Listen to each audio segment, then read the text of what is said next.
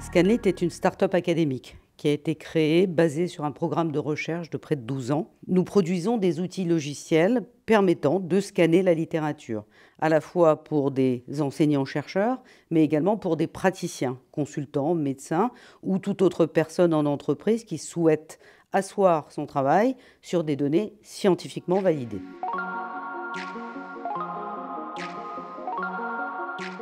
Dès le départ, en fait, la question du brevet est venue sur la table puisqu'on souhaitait protéger notre invention parce qu'on pensait qu'il y avait une valeur ajoutée, une innovation qui était à l'intérieur, mais on ne savait pas vraiment comment faire.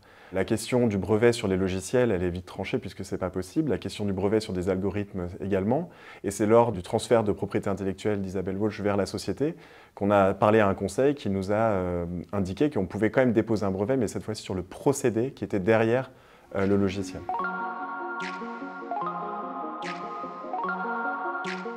Toute la démarche s'est accélérée parce qu'on était en parallèle en train de publier un article qui détaillait en fait justement le procédé qui sous-tendait notre logiciel. Donc à ce moment-là, on a fait une demande de dépôt provisoire très rapidement. Et l'INPI a vraiment joué le jeu et nous a beaucoup aidés parce qu'on était très court en temps, en délai. On pouvait bloquer l'article pendant 1 mois seulement, pas plus. Et du coup, cette demande de brevet provisoire bloquant la date, ça nous a donné le loisir derrière de prendre le temps pour rédiger le brevet définitif. Et on a pu libérer la publication de l'article en même temps. Le brevet chez Scanlit va nous servir à plusieurs choses. D'une part, ça va nous permettre de communiquer vis-à-vis de nos investisseurs. C'est-à-dire que ça montre que notre capital immatériel est valorisé, que nous avons protégé notre innovation et que s'ils investissent dans notre entreprise, ils ne vont pas être contestés directement par d'autres concurrents. Le brevet a aussi une valeur symbolique de légitimation de la qualité de notre produit et ça nous permet aussi tout simplement de le vendre et de demander un prix pour pouvoir l'utiliser.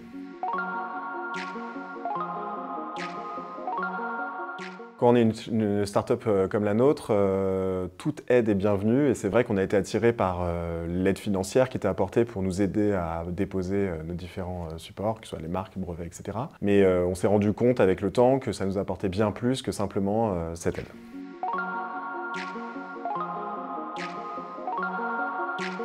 Il y a plusieurs leçons que l'on peut retirer de cette première expérience. La première, c'est de faire les choses dans le bon ordre.